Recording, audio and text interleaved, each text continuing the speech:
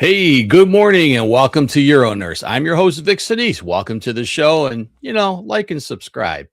Hey, today we got a great show for you. We're going to be taking, today's, we're going to be having a one contact hour video program that will provide a thorough update on how the treatment paradigm for advanced renal cell carcinoma has evolved rapidly in recent years with the arrival of next generation tyrokinase inhibitors and combination approaches with immune checkpoint inhibitors. So we're going to welcome Dr. Eric Jonasch from the University of Texas MD Anderson to the show.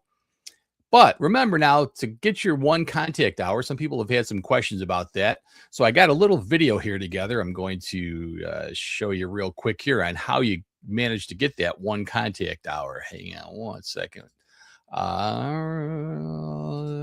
Here we go. So go to the website, euronurse.com, and then you'll find a box that'll have this one ANCC Contact Hour. Just click that.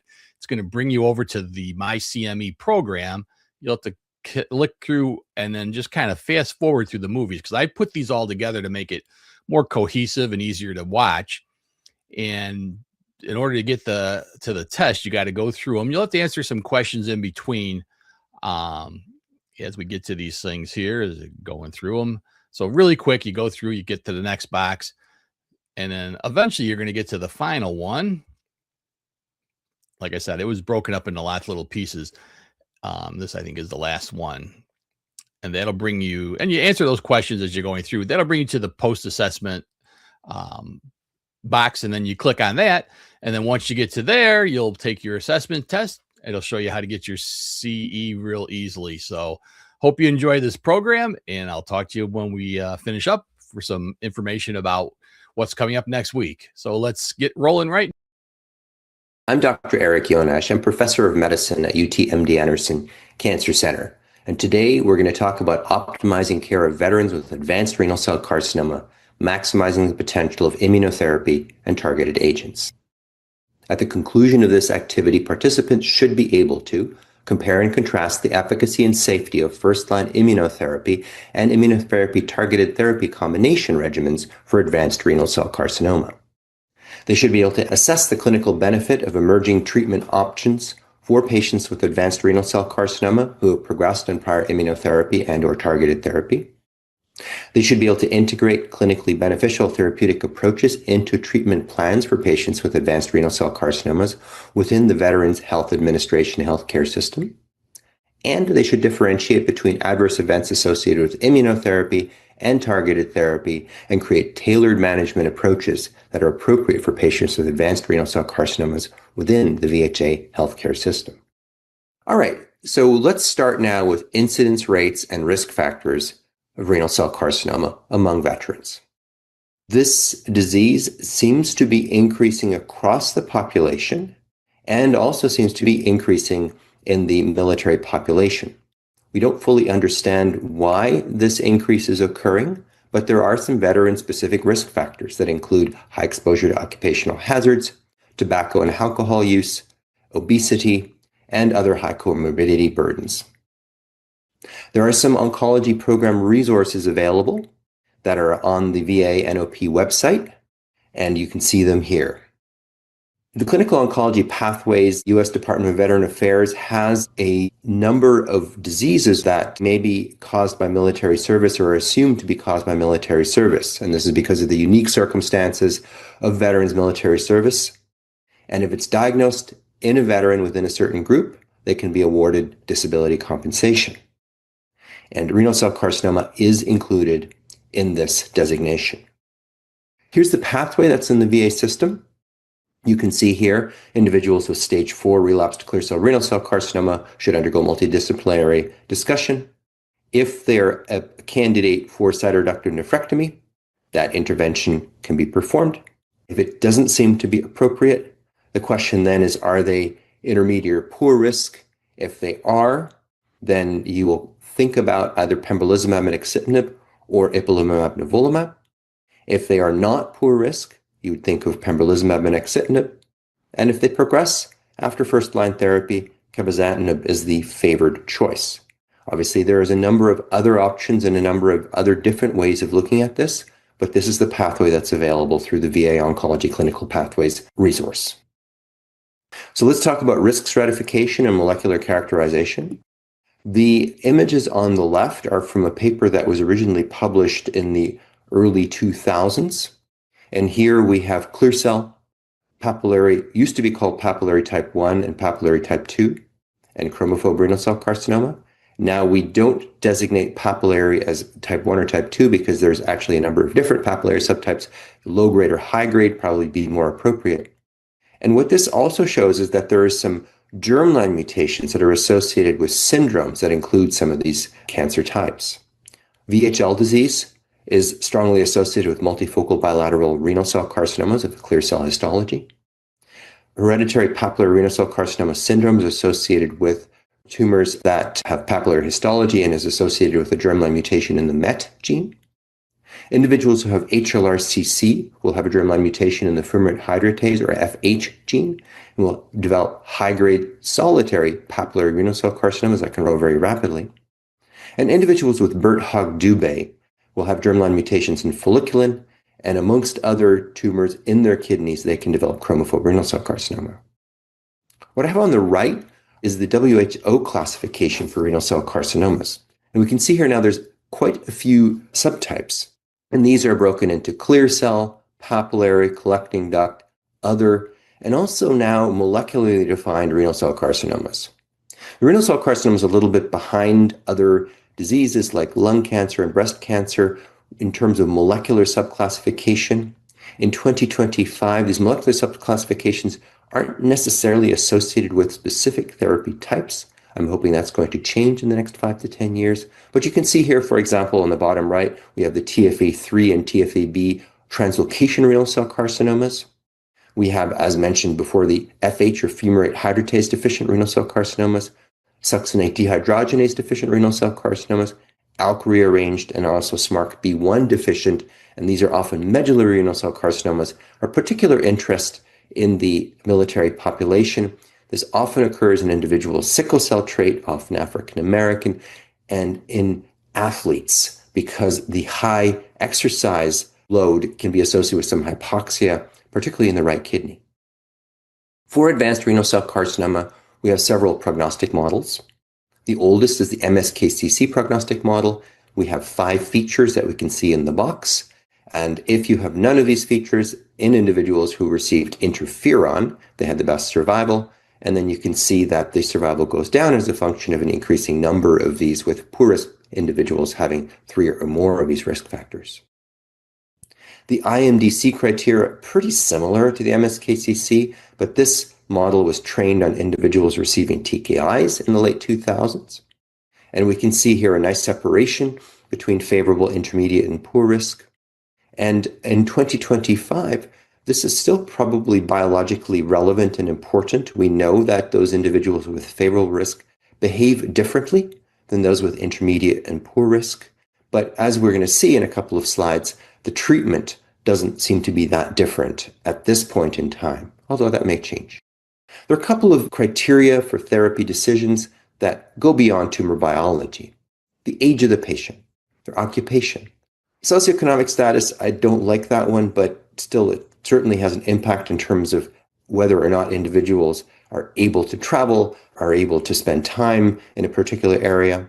Access to specialized cancer centers is obviously important, and is linked to the third one. Comorbidities, in particular autoimmune diseases, are things to think about because they can be a contraindication to immune therapy. Their overall life expectancy, and the patient preferences. What are the goals of the patient's care, and what do they really want out of their treatment journey? So let's now move on to first-line systemic therapy for metastatic renal cell carcinoma. Here are the NCCN guidelines. This is the version 3, 2025. There is a slightly newer version. It hasn't really changed that much, but we can see here that in first-line therapy for clear cell histology, it's divided by favorable and intermediate/poor. And we can see that the preferred regimens are pretty similar. We have axitinib pembrolizumab, cabozantinib nivolumab, lenvatinib pembrolizumab, and ipilimumab nivolumab. And the only difference in the intermediate poor is we also have single-agent cabozantinib. The reason it's not preferred in the favorable risk is that the study that looked at cabozantinib versus sunitinib in the frontline setting, enrolled only intermediate poor risk patients. So let's look at some of the studies that have resulted in this set of recommendations. First, Checkmate 214 looked at the combination of ipilimumab and nivolumab versus sunitinib with the primary endpoint of objective response rate, OS, and PFS in intermediate poor risk patients who were treatment naive, had advanced clear cell renal cell carcinoma, measurable disease, reasonable performance status. And these eligibility criteria that we see in this box on the left are pretty similar for the other three studies that I'm going to be talking about after this one. In terms of the baseline characteristics, again, these are pretty similar across these trials. Older males. And in this study, about a quarter of the patients had favorable risk features. And what we see with long-term overall survival is that this study remains positive. And this study has been looked at the longest of all in terms of follow-up, and there's been 9-year follow-up here. And we can see in the intent to treat OS curves on the left that there's a separation that is persistent. This is true in the intermediate and poor risk group. And we can see that in the favorable risk group, there's also the beginning of a separation of the curves here as well, although that didn't happen until after about 5 years or so. So there's a subgroup of individuals who do remain alive in the ipi-nivo group, and there's a fewer number of these individuals that are long-term survival in the favorable. But if you look at the integral, if you will, of the curve, the hazard ratio, it's not statistically significantly different. For progression-free survival in the intermediate poor risk group on the left, we see that there's that separation of the curve, and then there's a plateauing of that PFS curve for ipilimumab, nivolumab, whereas the plateau with sunitinib is considerably lower. And with favorable risk, initially, the PFS for sunitinib was superior to ipilimumab and nivolumab, but with long-term follow-up, we see eventual collapsing of those curves. So it's clearly a larger number of people who remain disease-free for longer with sunitinib, but eventually those individuals will progress, and there's a bit of a tail, I guess, in both, although there's very few patients still on study at that point in time. In terms of objective response rates, they're low-ish compared to the TKIs. We see that by RECIST for ipilimumab, nivolumab in the ITT population is a 39% objective response rate versus 33%. 33 pretty high for sunitinib in this group, which is predominantly intermediate poor risk. We see that for favorable risk for sunitinib, 52% objective response rate versus 30% for ipilimumab, nivolumab. What's not on here is progressive disease as best response, which is 18% for ipilimumab, nivolumab. And that's an important number to remember as we look at that number for other clinical trials. One of the other questions is, are there organ sites of metastasis that will actually predict for whether or not a particular regimen is useful?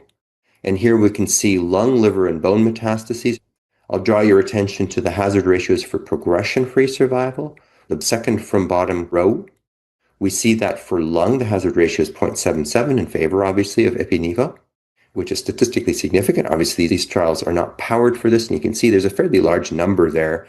But then for liver, where we have 99 versus 107 patients, we see the hazard ratio is creeping up, and there's a wide confidence interval, and this is not statistically significant. And then for bone on the right, again, similar numbers of patients, we can see the hazard ratio there was 1.07, wide confidence intervals. And this is something I see in practice as well. Individuals who have extensive liver or extensive bone metastases tend not to respond as well to ipilimumab, nivolumab. One of the calling cards, as we've alluded to, is this durability of response. And there's also a subset of individuals who can stay off treatment for a period of time. Here we have on the left swimmer's plot showing 59 of the complete responders. And we can see in the middle there where the orangey line turns to blue, these are individuals who were on treatment, got off treatment, and did not have to get back onto treatment. So they have a treatment-free interval, which is obviously a very attractive thing for patients. Oncologists love combining things. And so this study, which looked at induction of ipilimumab, nivolumab, then randomized individuals who had stable disease between continuation of nivolumab versus the addition of cabozantinib to nivolumab. The study is underway. It's going to take probably a couple of years for us to get the final results in this trial. But what was interesting about the initial preliminary analysis or preliminary reports on this was about a third of the patients actually came off study, the first imaging study. So this would suggest that ipi/nivo in the community is slightly more challenging to give. Moving on to the IO-TKIs. The first one, Keynote 426, looking at axitinib and pembrolizumab.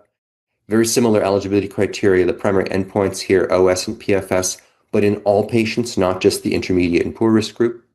Pembrolizumab plus axitinib versus sunitinib. The first interim analysis, the OS hazard ratio is 0.53, so stunningly low in favor of the combination. But what we've seen over time is that the benefit or the difference between these doublets versus sunitinib does tend to diminish over time for reasons that are not entirely clear. What we have here now in the favorable risk group, the left, the OS curves, we see that they're overlapping, so no statistically significant difference there, same as with ipilimumab and nivolumab. PFS, we see a separation of the curves, not statistically significantly different in terms of the 95% confidence intervals, but I know which curve I'd want to be on here. On the right, we have the objective response rate, 69% versus 50%. Again, favorable risk group. And we can see the CR rate of 13 versus 6% and a very low PD as best response rate. So pretty good numbers here in the favorable risk group, although no OS advantage. In their intermediate and poor risk group, OS curves are separated. They start coming together here towards 6 years. The hazard ratio is still in favor of pembrolizumab axitinib. Progression-free survival curves, separation of the curves, nice persistence of that separation, good hazard ratio, and the 95% confidence interval is not overlapping 1. In terms of objective response rates here in this higher risk group, 57% versus 35%. CR is 11 versus 3. And then the PD rate here in this intermediate poor risk group, 15% for pembrolizumab axitinib. So somewhat higher than in the favorable risk group, but still lower than what we saw with ipilimumab nivolumab. Moving on to the next doublet here, we've got Checkmate 9ER. This is a phase 3 randomized study of nivolumab and cabozantinib versus sunitinib. Very similar eligibility criteria. The primary endpoint here was PFS. And what we saw in this study was that in the favorable risk population, we've got now the PFS curves on the left, separation of the curves, hazard ratio of 0.67.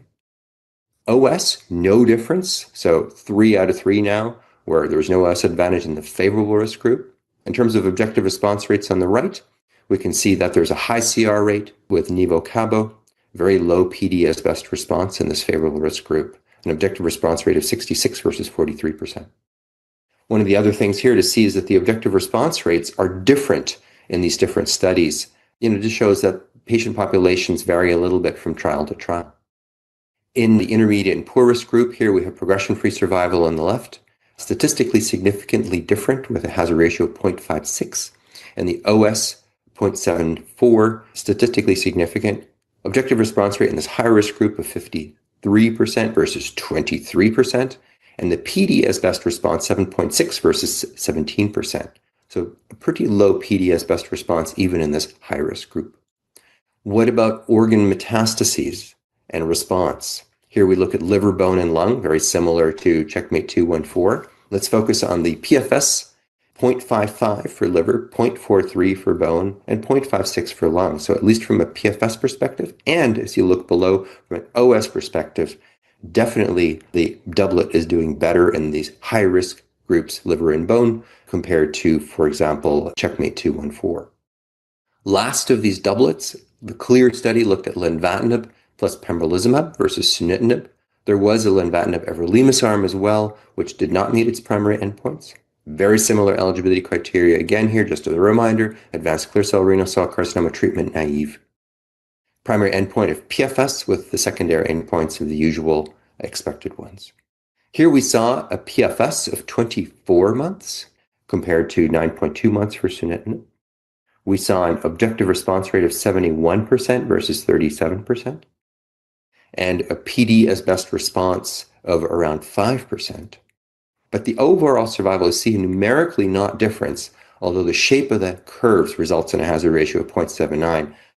What happens is these curves come together at 50 or 60 months, but they stay apart until then, resulting in a better hazard ratio or hazard ratio in favor of the doublet. can see some of the shape of these curves here. So favorable risk, once again, there's no OS survival, 4 out of 4.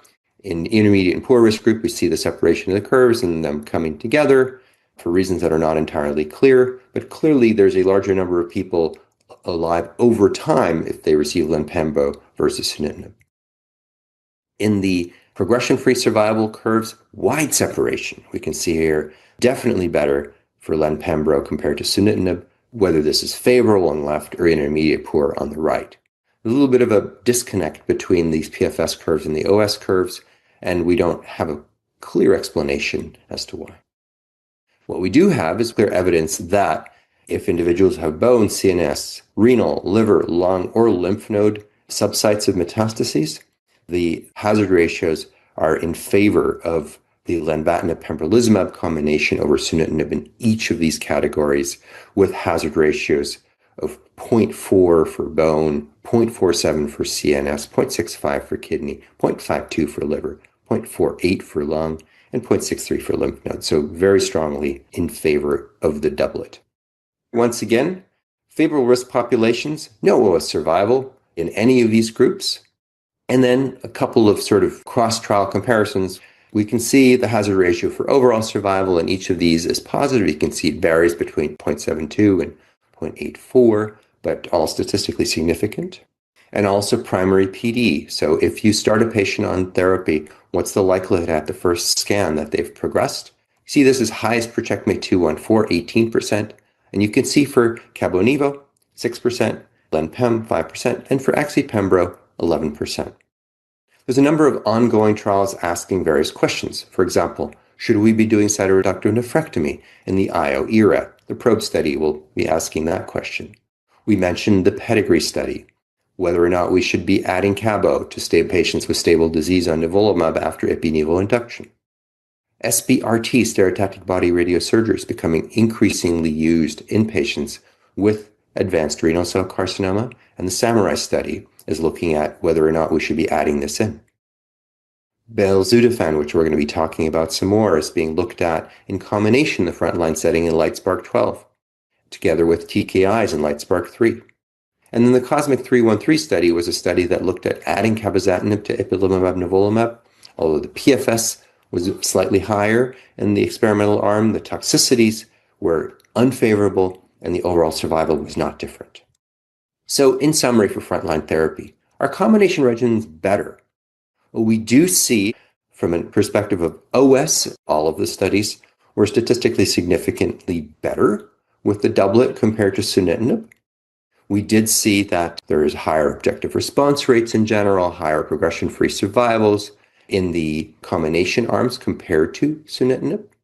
We see some interesting variations here, for example, for ipilimumab in the favorable risk group. The PFS is shorter, but the objective response rates are lower, but there's a subset of individuals, and I didn't actually show those numbers, 13% of patients with ipi/nivo in the favorable risk group had a CR compared to 6% with sunitinib. If you do get a response, the response is more durable, even in the favorable risk group. For the IO-TKI combinations, all of them show OS, PFS, and objective response rate advantage over sunitinib. In the favorable risk group, things start getting a bit more complicated. No OS advantage, but definitely PFS and objective response rate advantages. So let's talk now about Mrs. Williamson. She's a 65-year-old female presenting with a persistent cough. Imaging shows extensive mediastinal adenopathy with narrowing of the left mainstem bronchus, a large left renal mass, and a few small bone lesions. And biopsy reveals clear cell renal cell carcinoma. So what would you do for this patient? Would you give her ipilimumab plus nivolumab? Would you give her lenvatinib plus pembrolizumab, cabozantinib plus nivolumab, or axitinib plus pembrolizumab? There's E, which would be any IO-TKI would be good here, or F, where either Cabo-Nivo or Axi-Pembro are the best. So my answer here would be, especially in the VA environment, B, C, or D. An IO-TKI here would be better because you have a higher probability of an objective response. She's in trouble. If this continues to progress in the lungs, she may end up blocking off one of her mainstem bronchi. You need a response sooner rather than later. If she didn't have that threatening disease Ipi-Nivo would be my go-to choice because of the fact that there's a possibility of having long-term durable response, which is likely higher with Ipi-Nivo compared to any of the IO-TKI doublets. So let's now move on to subsequent line therapy. Once again, the NCCN guidelines, recent version, couple of things here. One, this is divided into IO therapy naive, which is becoming an increasingly less common group of patients, and patients who have received prior IO therapy. We don't have any preferred regimens for either because of the fact that the frontline setting has moved on so quickly. We haven't really managed to catch up, and we haven't had any blockbuster findings in the second or third line setting that give us a preferred regimen. But what we do have in the IO therapy naive is, I would call, eminence-based advice that if a patient has not seen IO therapy before, they should probably be challenged with IO therapy. Very few individuals like this still. Somebody's been on sunitinib for years and then progresses. You should try them on an IO-based regimen. Do we have a ton of data showing that this would be useful? With ipilimumab, nivolumab, most of those individuals in the phase 1 study obviously had received prior TKIs, so we do know that works. And IO TKIs probably are reasonable choices as well. Now, for those who've received prior IO therapy, we see here that we have single-agent axitinib, belzutifan, cabozantinib, lenvatinib plus everolimus, and tivozanib. And why are they in this order? Because it's alphabetical. So let's talk about some of these and talk about some of the background data. One of the things you may notice here is there's no IO TKI for individuals who have received prior IO therapy. And we now have data to support that. So in the post-TKI era, axitinib, nivolumab, cabozantinib, and lenvatinib everolimus had large randomized registrational studies that resulted in their approval. Nivolumab, cabozantinib, and lenvatinib everolimus all had improved overall survival compared to everolimus monotherapy. Axitinib did not over sorafenib, although the PFS was better. In TiVo-3, tivozanib was evaluated in the third-line setting against sorafenib in patients with advanced renal cell carcinoma. We see the Kaplan-Meier progression-free survival curves on the left with a hazard ratio of 0.624. And in terms of subgroup analysis, just draw your attention to the fact that it looks like the favorable risk group ended up having the greatest delta of benefit for tivozanib over sorafenib. Moving on now to the latest kid on the block, belzutifan, originally called PT2977. And how does this drug work? Well, as mentioned before, most clear cell renal cell carcinomas, whether it's in the sporadic setting or in the hereditary setting, will have a mutation in the tumor of VHL. VHL is an E3 ubiquitin ligase that will take prolyl hydroxylated HIF2 alpha and degrade it in the proteasome. Under hypoxic conditions, you do not get prolyl hydroxylation of HIF2 alpha. You will not get activation of this. You will not get heterodimerization. You will get heterodimerization of HIF2 alpha with HIF1 beta, and you will get transcription of pro-survival, pro-metastasis, pro-angiogenic, and pro-proliferative genes. If you have normoxia, we don't have this happen. If you have hypoxia, we do have this happen. If you have damaged VHL, you do have this happen. So it makes sense that if you have broken VHL, blocking this excess HIF2 alpha mediated transcription would be a good thing. Belzutifan binds to a cleft in the HIF2 alpha PAS-B domain, prevents heterodimerization with HIF1 beta, and basically decreases the transcription of these various signals that favor the tumor cell. There is a phase 1b/2 study that we published now 4 years ago, showing in individuals who had a median of 3 prior lines of therapy, there was an objective response rate of 25%, disease control rate of 80%, and a progression-free survival of 14.5 months. LIGHTSPARK 005 was the randomized registrational study comparing belzutifan to everolimus with a primary endpoint of PFS and OS. It met its primary PFS endpoint, but you can see that the curves only separate at the median. So although the median wasn't any different, the hazard ratio in favor of belzutifan was 0.75. OS, there is a slight separation of the curves, but this is not statistically significant, a p-value of 0.18. And the objective response rates are around 22 to 23% for belzutifan versus 3.5% for everolimus. And you can see there that the PD as best response with belzutifan is 34%. And this is the biggest sort of Achilles heel of this drug, that about a third of individuals in the refractory setting don't respond. But those who do have durable response. The duration of response in individuals who did receive this drug is close to 2 years. Adverse events for this drug are a little bit different. Because EPO is a HIF2 alpha client gene, we do see anemia being the most common side effect, and we also see hypoxia. Mechanism is a little unclear. It might be some sort of a VQ mismatch that's induced pharmacologically, or carotid body dysfunction resulting in hypopnea. But about 10% of individuals will have a drop in their oxygen saturation below 90%. In my practice, the half-life of this drug is 14 hours. We hold the drug, we wait for the oxygen level to go up, and then we decrease the dose. Some people give oxygen. That I think might be a little bit excessive. For the anemia, in my practice, we give ESAs. So because of the rapid advance of the frontline setting where the large majority of individuals receive IO, the question of whether TKIs are useful in the post-IO setting was first answered with small prospective and retrospective studies. And we see here that with a small prospective axitinib study, a retrospective experience of various agents at Memorial Sloan Kettering and MD Anderson, some real-world pazopanib data, a phase 2 sunitinib study, a phase 2 pazopanib study, and some retrospective analyses of lenvatinib and everolimus, that PFSs are in the 5 to 13-month range, so really not bad, suggesting that giving TKIs post-IO might be a useful thing to do. This non-randomized study, looking at the combination of lenvatinib and pembrolizumab post-IO, and these individuals, a third of them had received ipilimumab, nivolumab, all of them had received some sort of prior IO therapy, had a primary endpoint of objective response rate at 24 weeks. It showed an objective response rate overall of around 57%. It showed PFS of close to a year. So just looking at this study in isolation, one would think that maybe we should be continuing IO and adding TKI post-IO. But we now have 2 randomized studies that disabuse us of that concept. So Contact 3 randomized individuals who had received prior IO therapy as their most recent line of treatment between cabozantinib plus atezolizumab and compared it to cabozantinib with the primary endpoints of PFS and OS.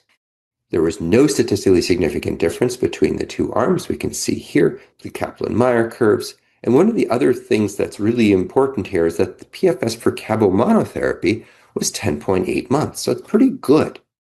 And we have several other studies now that show that that's probably around where we are landing with cabozantinib post-IO.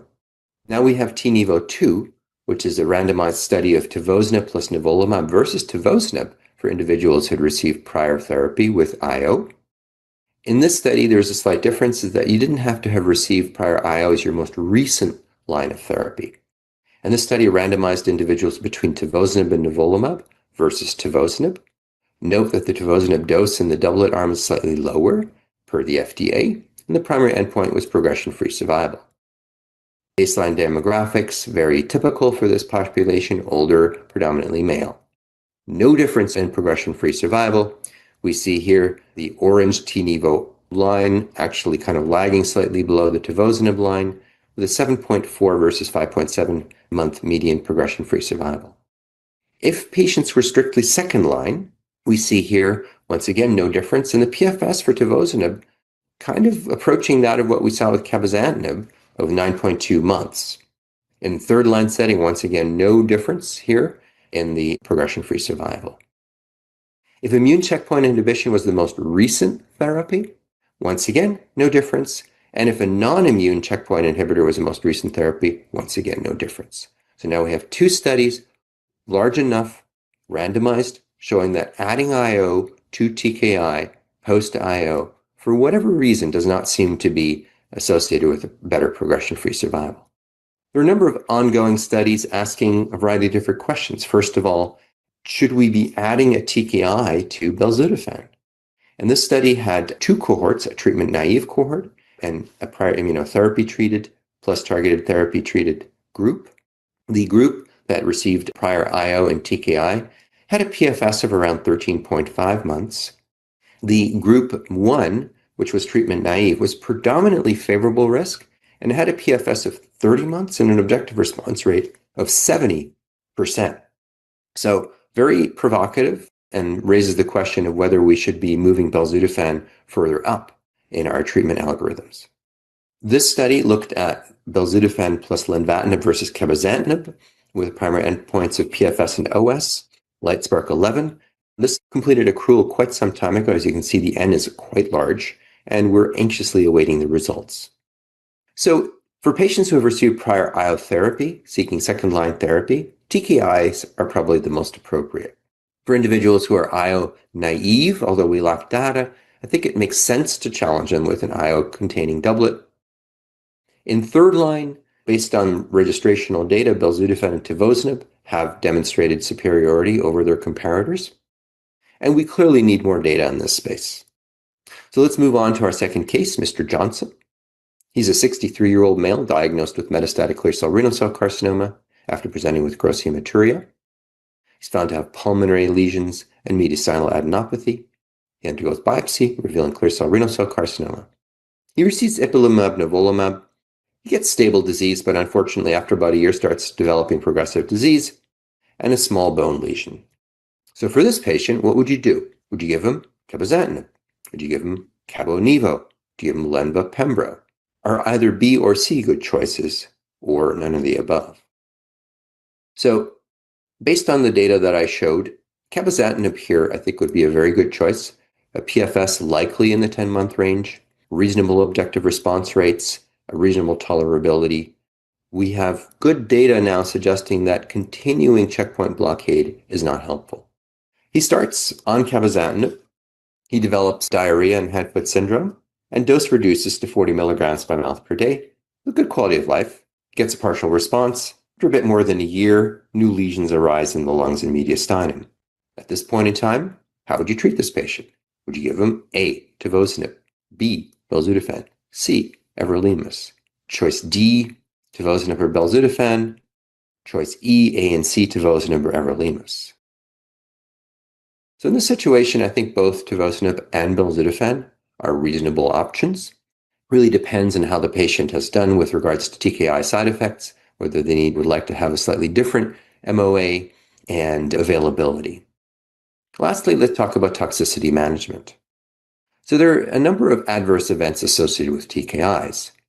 The cardiovascular AEs can be venous and potentially arterial thromboses, high blood pressure, heart failure, basically decreased contractility, QT prolongation, rarely torsades. We also see the non-cardiovascular AEs like diarrhea, nausea, vomiting, fatigue, hand-foot syndrome, loss of taste. And the way we manage these is we usually have the patients take breaks, which often helps them. We need to dose reduce or a combination thereof. IO-based therapy induce what I would call the itises. We get inflammatory changes that can be in the brain, can be in the lungs, in the liver, in the kidneys, in the adrenal glands, in the thyroid, in the joints. There's a number of different algorithms to sort of specify workups by organ or system type. It's true that for the IO-TKI combinations as well as for the IO-IO combinations, that a number of these are prevalent. I don't think the tables speak to what we commonly see. For ipilimumab, nivolumab, it's the colitis, the hypophysitis, the adrenal insufficiency, the myocarditis, the myositis that really are the things that we watch for and are most concerned about. For the IO-TKIs, it's going to be the transaminitis, the diarrhea that are generally the most common issues that we see. There's a discordance between the frequency and the lethality of these IRAEs, thankfully. So we can see here that colitis is the most common, but it's one of the least morbid. Myocarditis, on the other hand, is relatively rare, but has a very high fatality rate.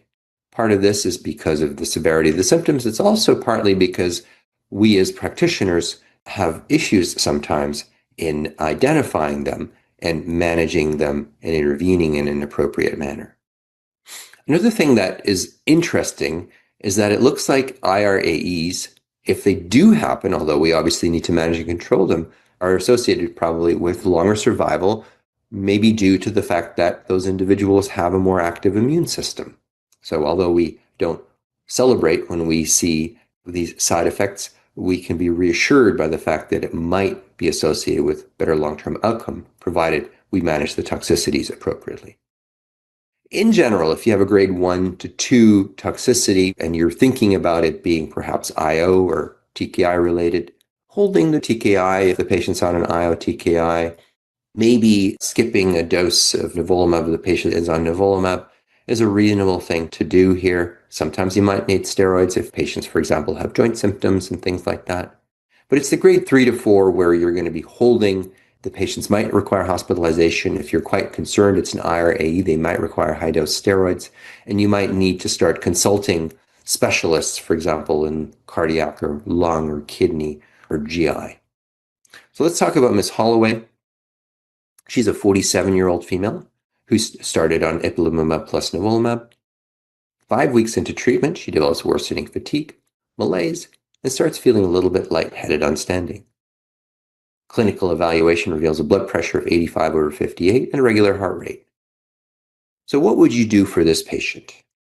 We have choice A, assessing serum cortisol, ACTH, LH, FSH, prolactin, TSH, and GH, essentially posterior pituitary hormones. B, order a brain MRI to assess the posterior pituitary. C, empirically administer stress dose steroids. D would be all of the above. E would be all of those, but not order the brain MRI. In our practice, we would be doing all of the above. We would be essentially assessing functional posterior pituitary function.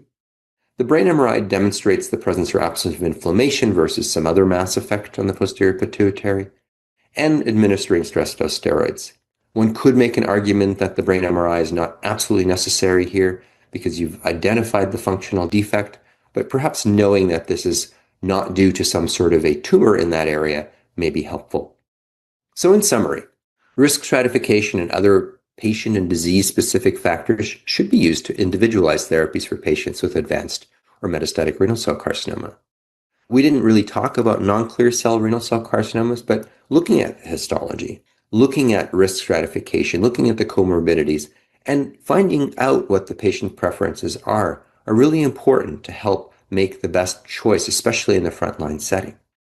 Selecting optimal first-line therapy for individual patients is important. Integrate the information on the sites of disease, patient condition, risk stratification, and patient preferences to make those choices.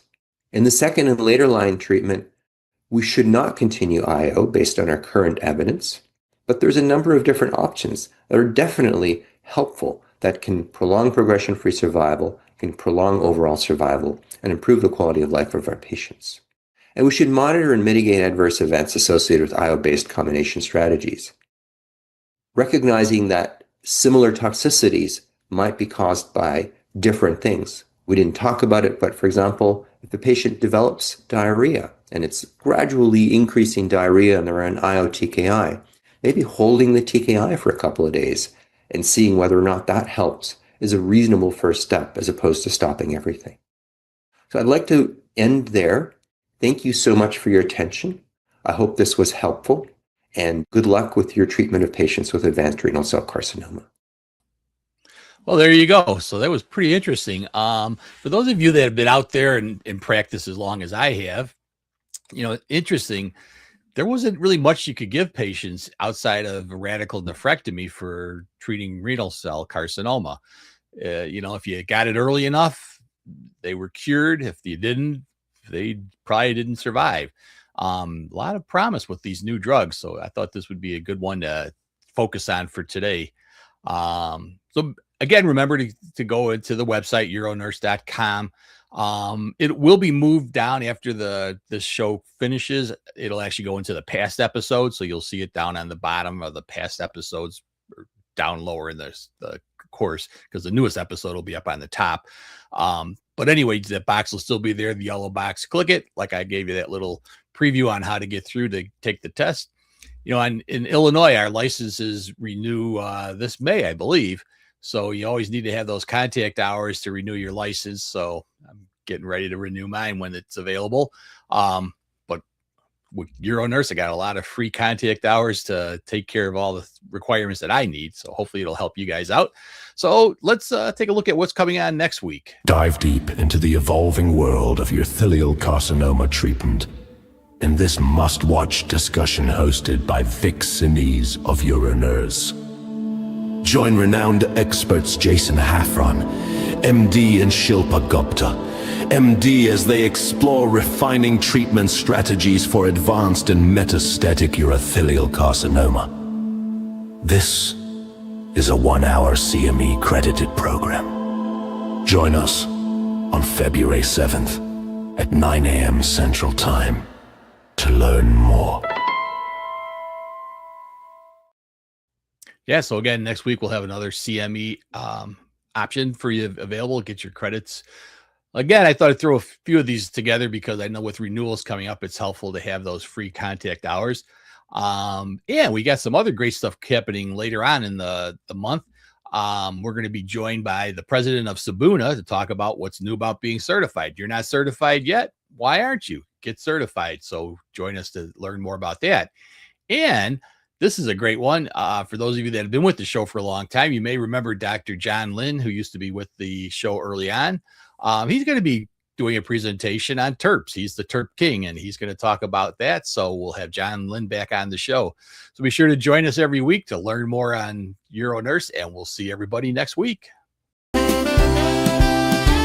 here's to the mornings, the coffee, the monitor glow, to the wisdom he shares and the folks that he knows. Saturday is special when Vic's on the stream with 40 years of knowledge and a head full of dreams.